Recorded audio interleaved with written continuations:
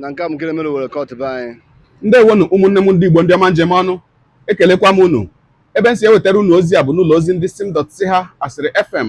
Aka m abụkwa nwanne gị nwoke 042 Solex, onye akụkọ ụwa. Ihe onyonyo a ị na-ahụ n'iru ebe a bụ ozi nke anyị si na obodo Ọgụ nke dị na steeti Enugu wee nweta. Kedu ihe mere ebe a? Nwoke rụrụ ụlọ a ka a na-akọwa na ọ bụ nwoke onye Ọgụ mana o bi na Ọnịcha. Ewee sị na ya na ndị be ya bi na ya bụ obodo Ọnịcha, mana mgbe ọ rụchara ụlọ a ịhụrụ a na-akụri otu a, na o tinyere ụmụnne nwunye ya abụọ bụ ndị nọ n'ụlọ si ha biri na ya bụ ụlọ dịka ya na ezinụlọ ya na-ebighị n'ụlọ.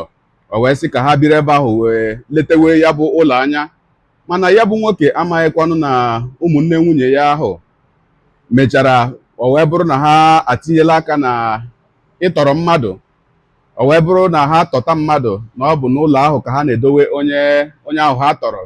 Ewee mewe ndị gọọmenti ewee matazie ihe na-eme, wee mata na o nwere ndị atọrọ atọ a na-edowe na ụlọ ahụ. Ndị ọrụ nchekwa ewee nwụchizie ha bụ ndị bi n'ụlọ ahụ, ha bụ ụmụ ikorobịa ndị na-atọrọ mmadụ edowe na ya bụ ụlọ, ma chọwakwa ya bụ nwoke nwe ụlọ, chọta ya bụ nwoke nwụchikwa ya. Gọọmenti ewee werezie katapila dịka isi ahụ ugbu a wee na-akwari ya bụ ụlọ.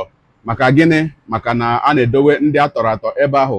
Dịka ha si wee kọwa na ya bụ nwoke onye nwe ụlọ enweghị dị nke ọma, mana otu unu si wee na-ahụ na ya bụ ihe onyonyo ọgọ o mere ndị ọgọ ya ebuterele ya nsogbu. Ogologo kwa dị mmanụ ka mgbede, ya mere ọ ga-aka maka iburu oche gị kpụdobe nso ma nọrọ ala ka anyị nyere anya na ya bụ ihe onyonyo ma hụ ka o si wee gaa n'obodo Ọgụ nke dị na steeti Enugu. Ya mere a sịla na Solex sị kama lere onyonyo ya.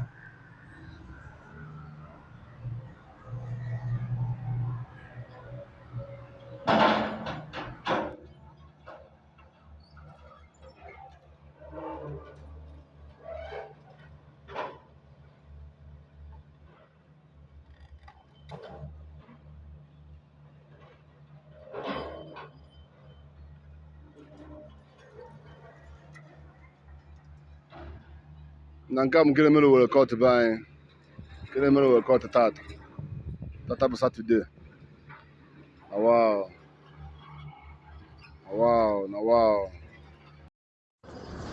Ụmụnne m ekene m unu, ụtụtụ ọma na abụọ na chi. Biko na onye ọbụla dịkwa ka afọ na agwọ nakwa n'akịrịka. Ị na-ezekwa ndị ilo gị, na-eze ndị ọyị gị, na-eze nwanne gị, na-ezekwa ndị ọgọ gị. Ihe a ifu na-eme ebe a kịta bụ ụlọ a na-akụri na bụ ụlọ nwanne ọyị nwoke bịa Ọnịcha. Nwa mmadụ rụchakwara ụlọ wee naba, wee welụ ụmụnne nwunye ya na-abụ bi na vileji wee tinye ebe a sị ka ha na-enetere ya ụlọ anya, asịkwa ebe a wee na-eje ọrụ. Ọmadụ na ọrụ ụmụazị na-alụ bụ kidnap. N'ọbịa ka e wezi wee mere ebe a na-edebe ndị kidnapụ. So ekwe wee kụwa ma wee gba. Ọ wee bụ na esugide ime wee chọpụta na onwe ndị kidnap edebere ebe ahụ. Gọọmenti wee bịa wee kpalụọ onye ndị na-eme kidnap aka, chọkwuelu onye nwe ụlọ wee jebe ebe ọ nọ. Onye na-enwe ụlọ nwee nke amụ a na-ekwu, a sị na aghọtara ya n'akụ na ụmụnne nwunye bi ebe ahụ. Ụmụnne nwunye ọ na-anụ bi ebe ahụ, ha bụkwa ndị ọgwụ. Ọ nọ na nga kịta, ndị na-eme kidnap nọ na nga. Gọọmenti ewelugo the land, welukwe the property. Ọnwụ aka a na-akụri ihe a, onye aka a na-akụri ya na Owere Court na Ọgwụ ebe a. So biko nụ, onye ọbụla zelụkwa. Ị na-eze nwanne gị bụ n'afọ, ị na-eze nwunye gị, ị na-ezekwu ndị ọgọ gị, ị na-ezekwu ndị ilo gị nọ n'ụzọ, na-ezekwu ndị ọyị gị. Na danger dịkwa na onye ọbụla dịkwa very careful. Anyị amazịkwa ebe anyị na-eje eje. Ekene m unu, asị m ka m tinyekwala unu alụ maka onwe ndị gbasapụrụ aka maka ezigbo mmadụ ha bụ. Biko nụ, kama ihe a bụ ezigbo mmadụ gbuo onwe gị, bụkwala ajọ ka agbawakwa gị ajọ mmadụ ma gị were ndụ gị mere ife.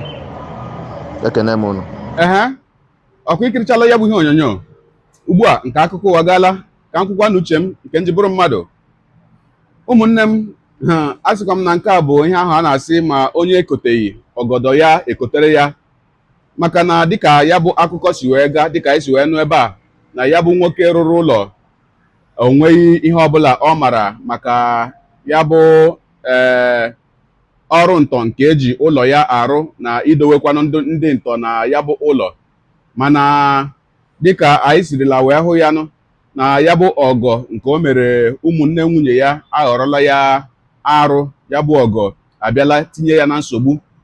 Mgbe na-asị na ya bụ ihe kwesịrị ịbụkwa ihe ịdọ aka na ntị nye onye ọbụla nwere ụlọ, onye ọbụla rụchara ụlọ tinye mmadụ na ya bụ ụlọ, ma ị nọghị n'ụlọ ma ibi n'obodo gị makwa na ibi n'obodo ahụ ị rụrụ ụlọ, ọ bụ ihe dị ezigbo mkpa na ị ga-ama ihe onye ahụ itinyere n'ụlọ gị na-arụ, mara ụdị ndị enyi o nwere, karịsịa onye itinyere etinye ka o letewere gị ụlọ.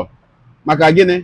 Maka na ihe ahụ ị na-eme dịka ọgọ ị na-emere mmadụ taa, o nwekwara ike ịtụgharị echi wee bịa gị ọgụ, ma ọ bụrụ na ị gbadoghị anya, ọ bụrụ na ị kpachaghị anya wee na-etinye anya ebe ị kwesịrị itinye anya. Ọzọ wee bụrụ na ọ ga-adịkwa n'ezigbo mkpa inye mmadụ ụlọ ya biri, ya nwee onye ọzọ ga na-abanwu n'ụlọ ahụ, na-abụghị sọsọ onye ahụ i nyere ya bụ ụlọ ya biri, ya nwee onye ọzọ ga na-abụ ụfọdụ oge ọ bụrụ na ị naghị alọtakarị ụlọ, ụfọdụ oge kpọọ ya si ya banye n'ebe gị, mara ka ya bụ ụlọ nọ, mara ka o nwere ihe ọbụla na-eme na ya bụ ụlọ. Maka gịnị? Maka nsogbu. Mgbe na-asịkwanụ na ya bụ ihe dị aka na ntị ekwesịghị ịbụ sọsọ nye ndị nyere mmadụ ụlọ n'efu, ndị nyere mmadụ ụlọ ka ha biri for free. Ya bụ ihe dị aka na ntị kwesịkwara ịkụziri onye ọbụla nwere ụlọ ndị tenantị bi na ya, ọ bụrụ na o nwere ndị ha yara ụlọ na be gị, o kwesịkwara ịbụ ihe dị aka na ntị wee nye gị. Maka na nke a bụ na onye a nyere ụmụnne nwunye ya ụlọ, ọ bụrụkwanụ na ọ bụ ndị nyere tenantị ụlọ enye, ị kwesịrị ịma ihe tenantị ahụ i nyere ụlọ be gị na-arụ, ị kwesịrị ịma ụdị ahịa a na-azụ na ya bụ ụlọ i nyere ya, makwanụ ụdị ihe a na-eme n'ụlọ gị, n'agbanyeghịkwa na ọ na-akwụ gị ụgwọ, mana ọ bụ ikikere dịrị gị, ị kwesịrị ịma ihe a na-eme n'ụlọ gị ahụ, ma ọ bụ ihe ziri ezi ka ọkwanụ ihe iwu obodo na-asọ nsọ. Ọ dị mma ka njedebegodi ebe a, gị onye ụwa, onye na-egere akụkọ ụwa m, ịmara nlecha esi eme ya, deere ebumnuche gị, etusuo ahụ ya bụ ihe nke ikiriri ugbu a na ngalaba okwu ka ị mara uche gị, n'ihi na uche onye adịghị ya njọ. Daalụkwa gị na-eso ebere anyị sonye, ekelekwa gị wena sị gị jide ka iji, onye a sị ya jide ka o ji, ị mara na ka o ji kacha mma. Ekpere mbụ na Chineke na-aga na-anọnyere gị, ọpụ gị nabata gị, na-etinyere gị aka n'ezi ihe niile nke ị na-eme. Gị taa bụkwanụ mbụ ị na-ahụ ihe onyonyo anyị, a sị gị nnọọ. Onye gị na ya ka nọkwa bụ 042 Solex, onye akụkọ ụwa n'iru akwụkwọ efere mba ụwa. Ya mere ọ bụrụ na ka m mere dị gị mma n'obi nwanne, biko ọ bụ na Facebook na Instagram ka na-ahụ ihe onyonyo apịara m folo, ọ bụ na YouTube ka ị na-ekiri ya bụ ihe onyonyo pịara m sọskraịb, ya na mgbịrịgba anya n'akụkụ ka ime ike na-enweta ihe onyonyo ndị ọzọ m ga na-ewetara gị n'ọdịnihu. Ọ bụ na Twitter ka ị hụrụ ya bụ ihe onyonyo pịara m folo, ọ bụ na TikTok itikere m folo ma atọ ọkụma. Igbo ndị ọma njem ọnụ, Igbo mụrụ nze m ọzọ, ekelekwa m unu, ọ na-asị na ọ ga na-adịrị unu niile mma. Ise ngwanụ tụsawara m ihe onyonyo a na-atụsara m ya bụ ihe onyonyo na apịrị maka na share button ya mara gị mma, ezigbo mmadụ. Udo dịrị unu.